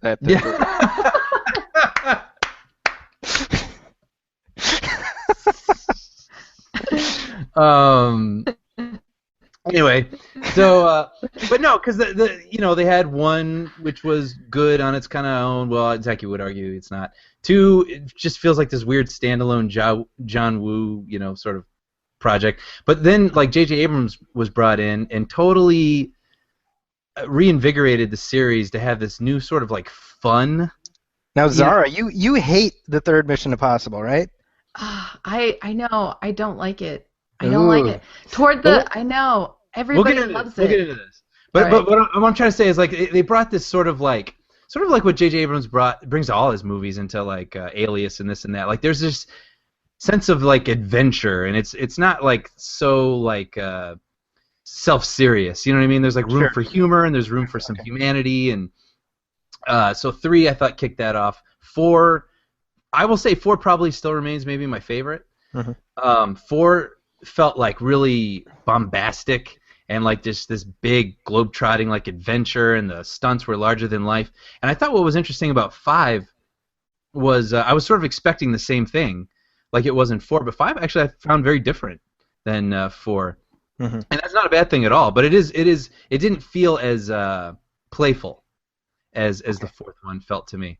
And it's just more, as weird as this might sound, as they show Tom Cruise hanging off the side of an airplane and all their advertising, but it felt more stripped down and more like let's make a spy movie. You know what I mean? Like we're gonna come up with some cool set pieces, but like we're gonna tell like a story that you're gonna have to pay attention to, and we're gonna have some characters that are really gonna have some like turmoil and things they're gonna have to decide and loyalties and pick sides, and like we'll get into this in spoilers, but toward the end, the climax is like takes place at a table, with three people, and I thought it's different than the others, but like it's still great, and I love that. I don't think each movie should feel like the other. Like I can't wait to see the next one, and I hope it feels different. But continues in the same spirit of adventure. And when I say adventure, I'm trying to say like action with fun. Sure. So yeah, I really enjoyed this, and okay, so we've got our non-spoilers out of the way. Yes. Right? Okay, so if you're listening, from here on in, it's spoilers. So you've been warned. We're telling you to go check it out. And then listen to the rest of this. Right. So hit pause and then come back. So from here on in, we are past the spoiler wall. Brian, do the sound effect. Boing. That's new. We haven't done that before, but all right, that's fine. Mixing it up a little bit. Okay. So Zahra, why don't you start things off? Now you like the entire series. You don't like. You like the first one. You don't like the second or third one. I was in and out of the series. Okay. I will say up until this Mission Impossible, I didn't really feel all that invested in the series as a whole. Sure. And the reason why I did become invested in it after this film, which is kind of funny to say, like 4 films in, that I'm like, oh, maybe I'm invested in this series, is I just was marveling the entire time at Tom Cruise. Sure. I was just so impressed because while he is doing, all these films 1 through 5, in the same span of time, we've had 2 James Bonds. Right. You're right. But we still have Tom Cruise, right? That's so funny. That's so true. Wow. Yeah. I was just so impressed by that.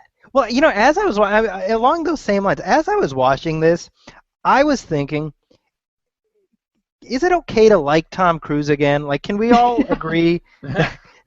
We all like Tom Cruise again. Is that okay? Is that all right? Because I was with him the whole time. Well, it's weird because we did a whole episode of this show. Brian, I don't know if you were there for that one, but it was basically talking about why you weren't there, in fact, because we had Paul Shirey on, and as you know, Paul, he's this big Tom Cruise fan, and this was right when Oblivion came out, and it was like, this guy, he's actually, in terms of his movie output, notwithstanding some of the cuckoo bananas stuff surrounding him, his movie output, he is absolutely consistent. He puts everything into it, and you see it on the screen. Mm-hmm. He does not phone it in. And I was actually looking at the math, and he has not had a flop, an out-and-out flop, in more than 30 years. Wow. You know why I would say that is, too, as an actor? Well, I think it's because he never allows it to be in his mind. Like, he's always invested. He is all in every time. He does not phone it in, like you said. Yeah. Well, and I appreciate that too, is because now, when you look at actors that you like and they don't make good movies, you're like, what were they thinking?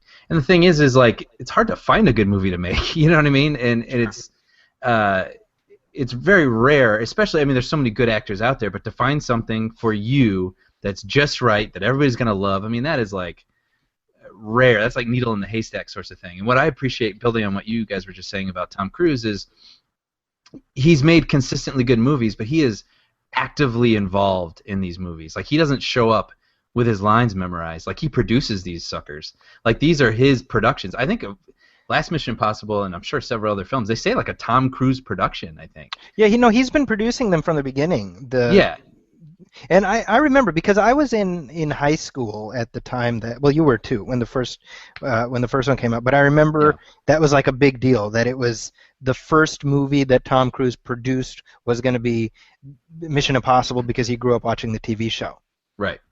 And I grew up watching the show. I'm a huge fan of the show, which is why Brian, you know this, Zahra, you may or may not, but that's why I'm not a big fan of the first movie. Right. And this is an old story. Brian's like rolling his eyes already, like, oh god. Okay, I'm just gonna go get a drink of water. I'll be right back. Yeah, that's the reason I didn't like the first movie, is because they made the villain in the movie the hero from the show. Right. Yeah. Which is and it's dumb, and it's one of those things to me where I'm not saying, oh, how dare you, ruin the old show or whatever. But I mean, it didn't make any sense except as a, oh wow, look at how edgy we are, Right. And what irked me about that is that anybody who would know who the character was, because he's played by Jon Voight in the movie, he's played by Peter Graves on the show. Anybody who knew the character enough to be like, oh, it's the same character, they'd be pissed about it. Right. And I didn't know that until I read your review about that. Yeah, so that was because I remember watching the movie the first time, and it starts with Jon Voight, and he's getting a thing, and it's like, good morning, Mr. Phelps. And I'm like, oh, sweet, it's the same character, that's awesome. And so the end of the movie was basically me getting kicked in the junk, Right. It was like deeply upsetting to me. I was a junior in high school or something. I didn't have a lot of friends in high school, is what I'm saying. I relied on my fictional friends, and one of them turned heel. That was upsetting. But Zahra, what you're saying. That's exactly like what my wife said, because she's like, "Oh, I loved the movie," and then I'm like, "Oh yeah, well watch this," and then I made her watch the show, and she was weeping by the end of it. I made her hear the same thing. But that was my point. Like that, I was like, you do that, and all you're doing is pissing off the fans because anybody who's coming in cold won't know who the character is. So whatever, it could have been a character invented for that movie. Is what you're saying like the equivalent of like if I went 20 years from now and with my kid to go watch a Harry Potter remake and like they killed off Ron Weasley? Is it like that? But Harry did it. Right, exactly. If Ron dies, you'd be that would be upsetting. That's upsetting. But if Ron fakes his death and he's actually the villain behind the whole thing, right? That's the thing because in the movie, in the first one, Phelps dies, quote unquote, in the first like 15 minutes. Right. He fakes his death, and I remember watching it and be like, oh, that sucks, but okay, But it's when he's back and he's the villain. I'm like, really? Like we're about to watch Star Wars, and one of the rumors that's been out there is that Luke Skywalker has turned into a villain in between trilogies. And Brian, I think you and I have talked about this. I'm like, there's no way they would do that. No. Because you're just going to piss people off. Yeah, but they did it with John Connor in Terminator. And that was dumb. And it was dumb. And it pissed but they still did it. They did it, and it pissed people off, though, right? It's because they don't care. They just want to watch the world burn. But anyway, Mission Impossible 5. So no, I want to talk about this with you guys. Yeah. So what we've seen with the series, the second one didn't work because it tried to be James Bond. And Zahra, you're talking about James Bond. This is not James Bond, and the reason it works is because it isn't James Bond. Yeah, that was style over substance. Too. There was CG doves in the thing, right? Well, doves. Yeah. Remember that? That was remember. So now the third one, Brian, I'm with you. Like for me, that was when I basically got on board. But Zahra, I'm really curious why the third one did not work for you. It was the domestic subplot that just totally bored me for the first half of the film. Interesting. Like I get how that should fill out the character, and I saw the benefits of that choice in the second half of the film, right? Because then it added so many more stakes. The stakes were heightened as a result. At the same time, I just was like, oh man, do we always have to hear like the superhero that wants a family, and can't I just be like everybody else, and maybe I just want to be a dad and a husband, but I have these awesome powers, like. Interesting. And I just got bored by it. I don't have any other justification. Sure. No, I get that. I mean, I think that, Michelle Monaghan is in that movie to be the damsel in distress. Right. I mean, there's no getting around that. I mean, she gets kidnapped, and the latter half of the movie is about rescuing her. But I mean, I think the reason it worked for me is because of what you said. Like in the first two movies, we knew nothing about Tom Cruise except what was made explicit for us. Like, he's an orphan, or I think they say, but we don't know anything about him. This one gives him a personality. The third one gave him personality, which, if nothing else, we're able to build on for the next three movies. Right. Because J.J. Abrams comes on with 3, and from then on, he's co-producing the series. Right. And we can see his influence, I think. Definitely. Yeah. Oh yeah. Well, and I thought in the third one of the things that I really appreciated about it was the dramatic tension that was put in to play with Philip Seymour Hoffman's character he's so in great. the opener. Oh yeah, that's great. Yeah. And the rabbit's foot, and it was great to go back and watch MI3 and then remember the rabbit's foot coming up in the newest one. Yeah, that's right. Yeah. Yeah, I think the opening of the third one is like the best in the entire series. I think it's fantastic. It's just drama. It's these two guys just playing a scene together.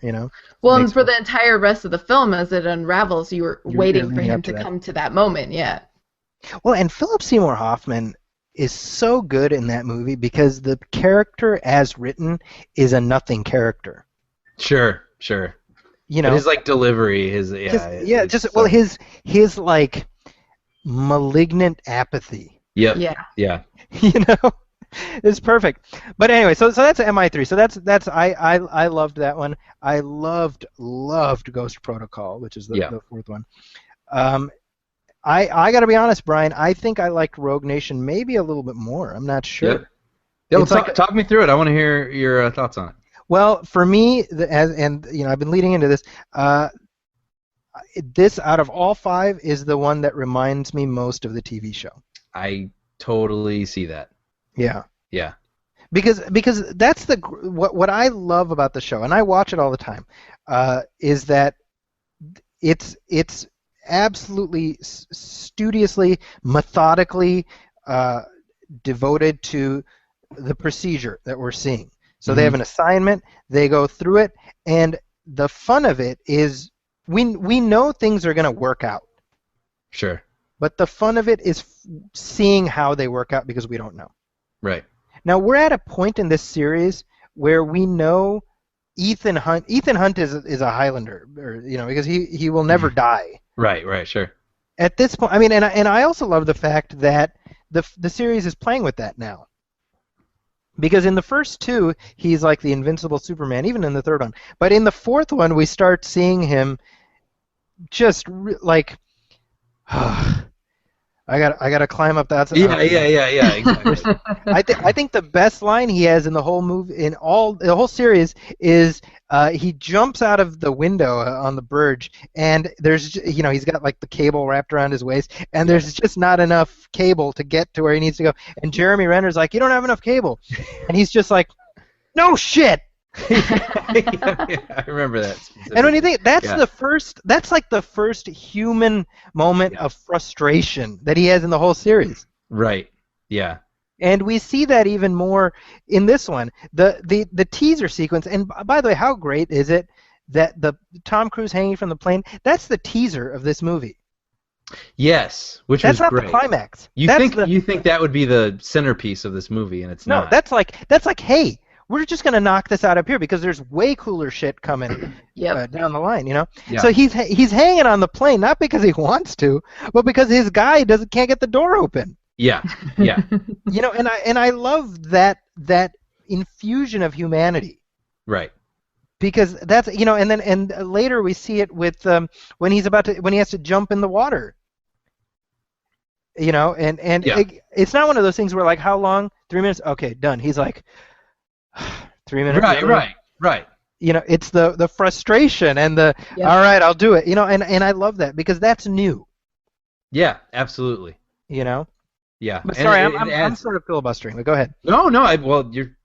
That's what we're tuned in for. That's what I want to hear. I want to building on what I was saying earlier was, I like all these movies, so it's not like I think one's better than the other. I appreciate how different they are. And so when I think of 4, I don't even really remember the plot of 4. I just remember all the cool stuff they did. Sure. You know what I mean? Where they were changing all the numbers on the hotel doors to make it look like a different floor to throw this, assassin off, and the building in Dubai or whatever, and then the sandstorm. There's just so many, in the parking garage. It's like a ton of awesome like set pieces that I still love. But what I loved about this movie was it still had the tension and suspense, but it was just a completely different style of it. And one of the moments I realized that in this movie was at the scene at the opera.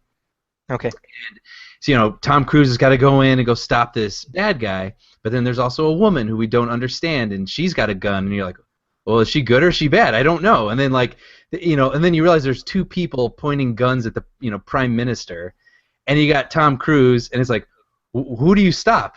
You know, what do you do? And I was like, I don't know what you do. You know what I mean? And I loved that. Like, I loved those sorts of scenarios and, like, well, how are they going to get out of this thing? And, like, the whole thing, like I was mentioning before at the table with Simon Pegg with the bomb and, you know, the woman with the gun pointed at him. And I just, those are, like, equally as suspenseful as though they aren't as bombastic. And that's what 5 was to me. You know what I mean? It went back to this sort of stripped down, like, what are we going to do kind of, like, spy movie. And I thought it was a lot of fun. Zahra, what do you think? Yeah, I mean, echoing everything that you guys said, really. One of the things that really stuck with me is I remember when we were talking about Terminator, one of the criticisms you made, Brian, was that, like, they don't give you a moment to see the reaction of the character in the action sequence and how much that does, the human quality that brings. And they really did that so well in this movie. Right. Like you were saying with the water, going underwater, you know, and Simon Pegg's character being like, yeah, you can just do that, right? Yeah, that's funny. Yeah. What's your deal? You know, and Tom Cruise and the woman look at him like, oh, you asshole. I forgot about that. Yeah, that funny, like, I'm alive. Yeah. If you prick me, do I not bleed? It was a great moment. Yeah. See, I was watching this thing, and there was a part of me that was like, is Benji going to get killed in this movie? I wondered about that as well. Okay, so I wasn't the only one, right? Because the way, and where it hit me, there are two reasons. He has that speech, that spiel that he gives to Alec Baldwin at the beginning, where he's like, I don't owe him anything, and blah, blah, blah. And then, like, we know, well, obviously he doesn't mean it, but it's like, that's like this emotional moment, and then we're going to contrast it with him going out of his way to help him. But that when Ethan Hunt is like, I love that we call him Tom Cruise, by the way. Yeah. When Ethan is like, all right, Benji, go back. He's like, no, I'm a field agent. I've earned this. I was like, is this his, like, oh, shit, now he's going to die, you know? Oh, funny. It's funny. It didn't even occur to me, to be honest. Well, the reason it occurred to me is because, to me, it gave that final face-off a lot more drama. Yep. How many times they actually say the word friend in this movie? You know, Ving Rhames is like, well, he's my friend. Yeah. You know, and even though we didn't see those moments of them, like, drinking beers on the beach to, like, build that up, it's like, I believed it. I was like, you know what I mean? Like, it was enough to make me buy. I was really struck by that. Yeah, and I felt like this one, more than the other ones, really relied on its ensemble. Yeah. Well, you know what? This feels like the Fast Five of Mission Impossible movies to me. In the sense that, you know, for it took that series up to the 5th one to finally get their ensemble locked. Right. Yeah. And from then, like, I feel like now we have our IMF team. Right. Exactly. That's how I felt leaving that. I was like, oh, okay, we've got the team now. These are the key players. Yeah. Right. Like, it was very smart to bring back Ving Rhames because, you know, we don't need to have, like you were talking about, we don't need to have seen them hanging out or whatever. We've hung out with him and Ethan for 20 years. Right. So we have that history. He doesn't need to do much for us to like him. Yeah. What'd you think about Ilsa Faust? Oh, I loved her. Ferguson. I love the choices they made with her.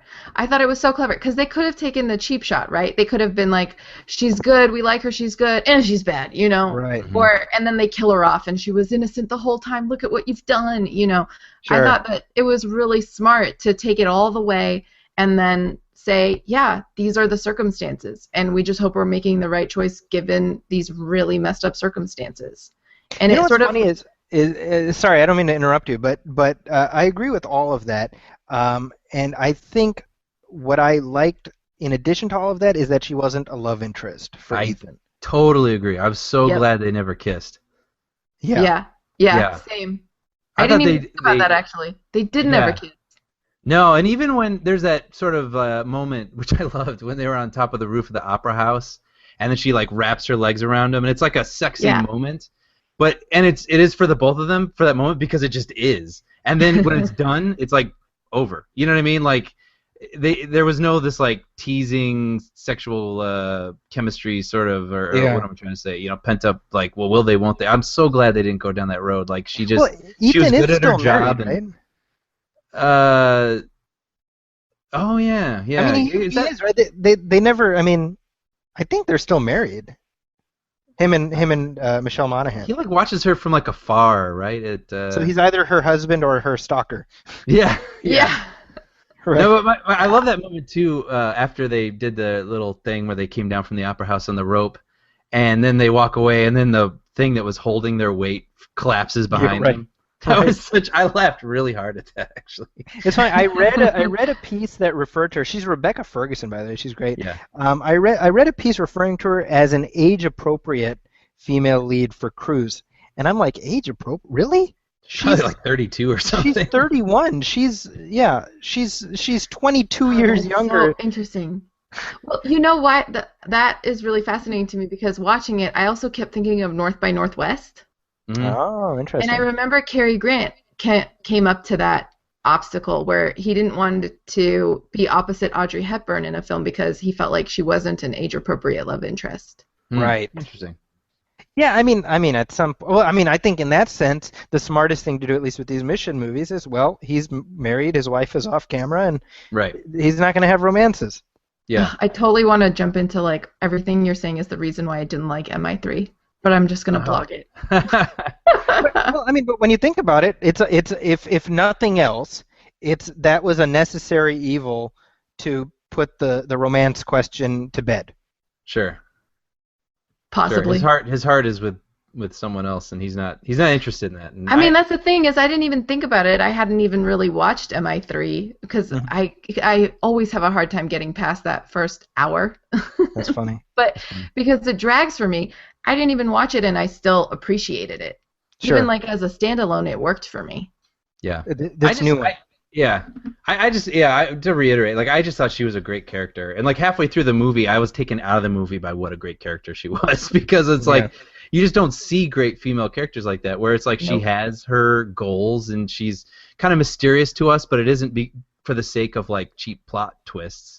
It's because she's in this whole other movie of her own. You know what I mean? That we keep going in and out of, and like it keeps tangling with the movie we're watching, and like I just thought she was really well handled, and I thought Rebecca Ferguson was really great.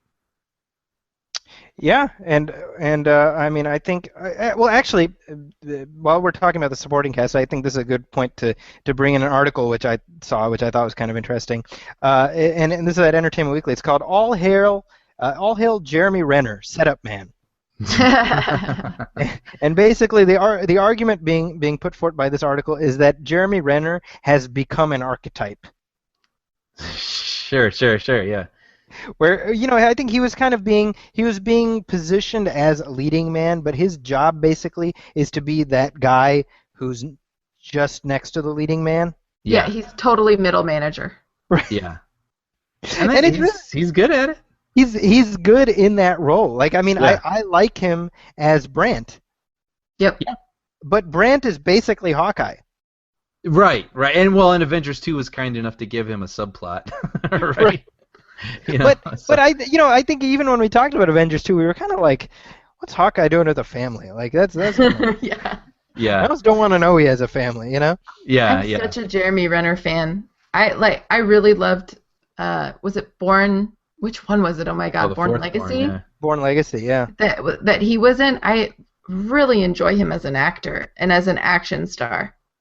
Yeah, I didn't see that one. I think the thing with Renner that I like is that he's not your tradition. I mean, he's got this weathered face. He looks like a real guy. He looks like he can take the punches and give the punches. There's a reality to him. Yeah. I think he's so great at bringing a script to life. And I was thinking to myself when I was watching MI5. Is it 5? Yeah. Oh my God. Right. I was wondering, like, what would it be like to not have Tom Cruise in this? Well, that's the thing. To bring in another actor? Yeah, like, the way the Bond movies is always like, oh, well, here's the new Bond. Like, what would it be? Because Tom Cruise himself is such an archetype. Sure. Yeah. Right? And so I was curious, would it still... Yeah. Here's the beauty of it. This series has lasted 20 years almost. So we've gone from 33-year-old Tom Cruise to 53-year-old Tom Cruise. The truth is, we could go from 53-year-old Tom Cruise to 73-year-old Tom Cruise. If he so chooses, yeah. I mean, he could become the mentor. Yeah, I mean, he can gradually start, not hang from airplanes and stuff anymore, but he could keep doing these movies for a long, long time. Yeah. You guys, I bet you he's 70 and we just don't know it. I wouldn't be surprised. I mean, he's. I mean, gosh. I mean, all props in the world. He's. People say he's ageless. The truth is, he's not ageless in the sense that you can. There's wrinkles starting to show. Sure. But that's fine because I think it adds character to him. I think it makes him a more interesting performer because, it's like the analogy I make, and this isn't a perfect analogy, but like we love Indiana Jones because of the moment where that guy is swinging the sword and he's just like, and he just shoots him. Right. Yeah. We love Indiana Jones because all the Nazis are lined up and he like shoots them and they all fall down and then he's kind of like looking at his gun like what happened. Right. It's those, and so what we're seeing Ethan Hunt get those moments. Yeah. Like in Raiders of the Lost Ark when the German pilot is the mechanic rather is like, come on, That's my favorite part. Yeah. And he's like yeah. Hold on. I mean that's why we love Indy, right? Yeah. Yep.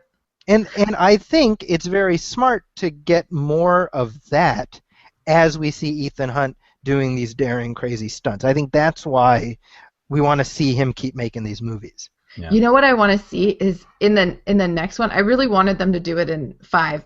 Is for Simon Pegg's character to let Ethan know somehow that he actually gets paid more. Right, he's an analyst, and that's right. doing important work. He's like the tech guy, right? Like he's the tech guy, and Ethan is basically he's the laborer. That's funny. Right. That's really fun. It's true. Which, by the way, I read today, interestingly enough, Tom Cruise is 5 years younger than Wilford Brimley was when he starred in Cocoon. What? Good Lord. That's crazy. That's crazy. Yeah. Okay, you know what? When I watched MI3, he had more frown lines in MI3 than he did in MI5. I saw it in IMAX HD. I was in the 21st row. He just wasn't as happy. There you go. Wait, what do you guys think of Christopher McQuarrie? His direction. I mean, let's talk about each movie has like its own feel. You got these very different directors making them. So, what do you think of what he brought to this? I really liked his choices. One of the things that drove me nuts in number 3 was how tight all the shots were. It always made me crazy because I was like, I want to be able to see and appreciate what's going on. Well, when you think about it, I mean, and I'm agreeing with you because I think he shot it like a TV show. Yep. He's grown. That was Abrams. J.J. Abrams. Yeah. Right. I mean that was his first movie, and when you think about it, he was coming from Alias. Yeah. Which I think is like what got him the gig. I'm pretty sure. Sure. Yeah. And so everything you're totally was close right, and tight. Yeah. And, yeah. These close-ups. Yeah. So this one, there was so much that reminded me of North by Northwest. Mm-hmm.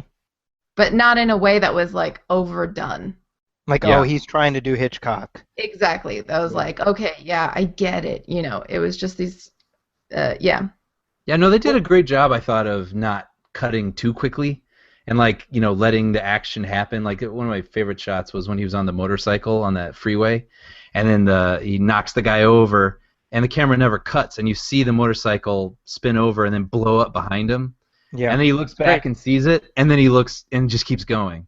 Yeah. Like, that was like, that's well, A+ action directing right there. Preserves the reality of what we're seeing. Yep. And Christopher McQuarrie is kind of an interesting story in and of himself because he wrote The Usual Suspect, right, and then he directed Way of the Gun shortly thereafter, which tanked big time. Right. And so he was basically in movie jail. Nobody wanted to hire this guy, And Tom Cruise was like, hey, I want you to polish this script, and hey, can you help out with this? And hey, can you direct Jack Reacher? Right.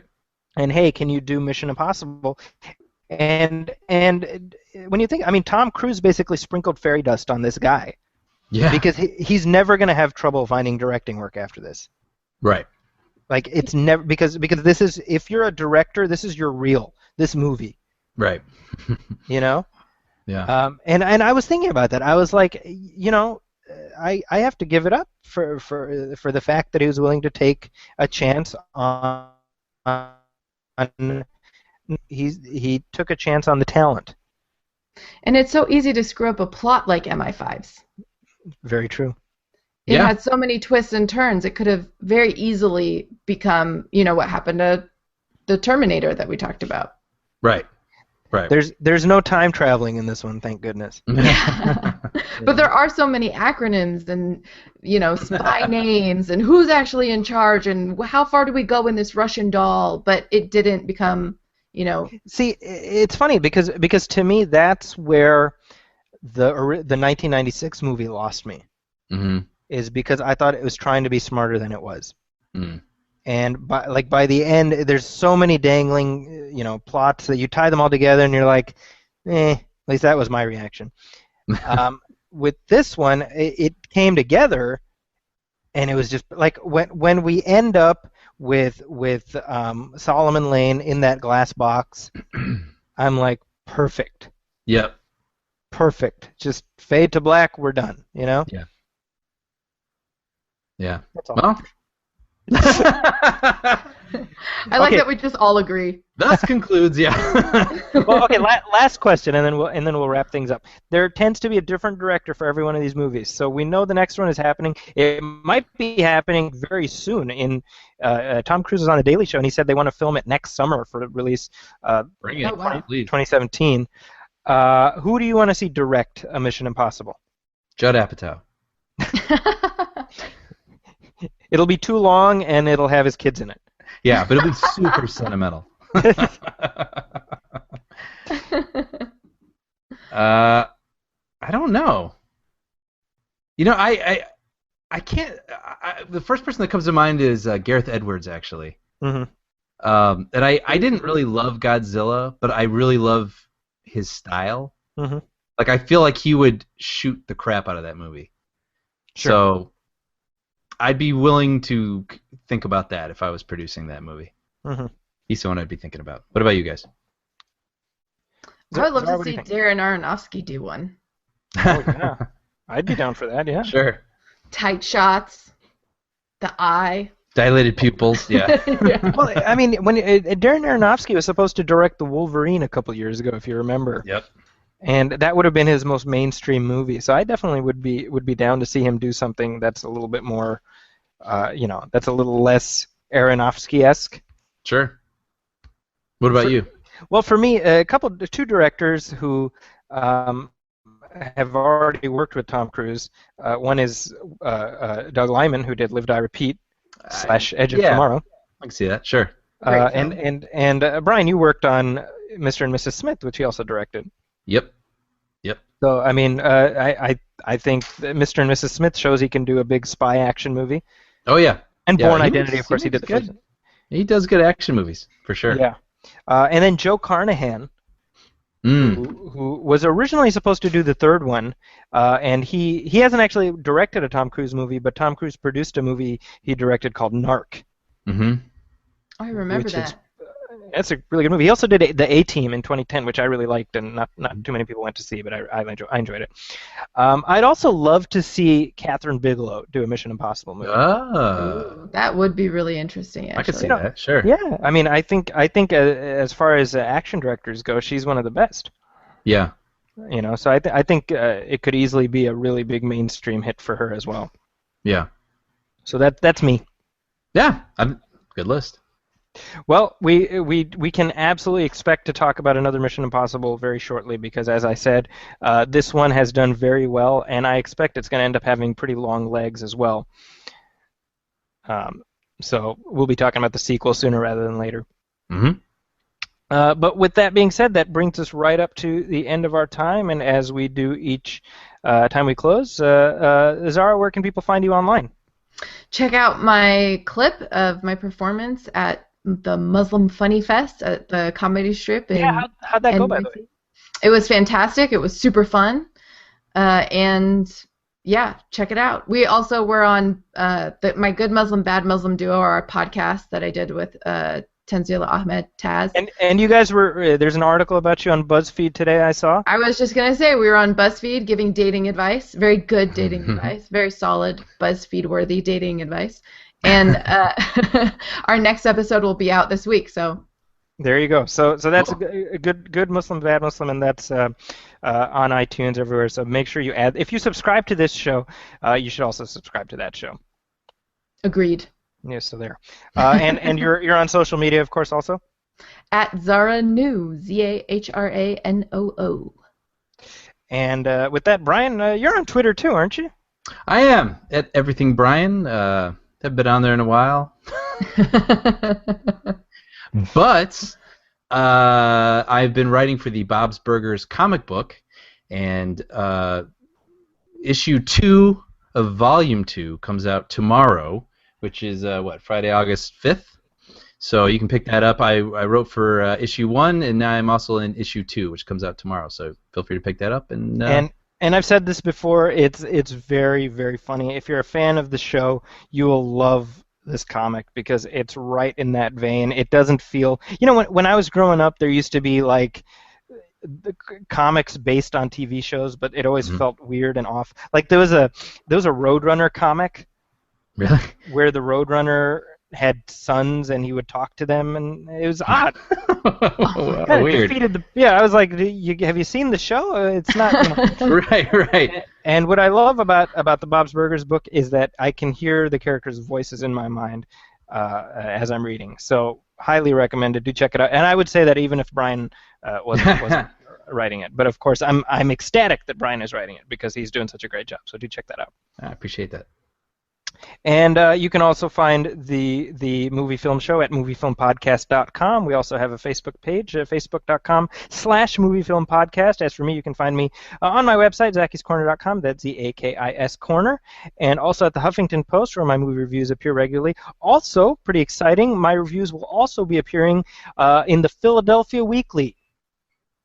So very cool. I've gone bi-coastal. That's awesome. I was bi-curious, now I'm bi-coastal.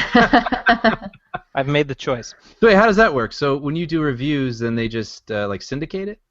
Yes. So in essence, the Philly Weekly will be posting slightly edited, one might say capsulized versions of my lengthier reviews that you can see on my website and at Huffington Post and other places. That is rad. Congrats. Yeah. So that's it. So my first one is actually Mission Impossible. So you can go to phillyweekly.com and check that out, and shoot him a note. Let him know how awesome you think I am. Yeah, for sure. Can't hurt. Done and done. There you go. And I'm also on Twitter at Zaki's Corner.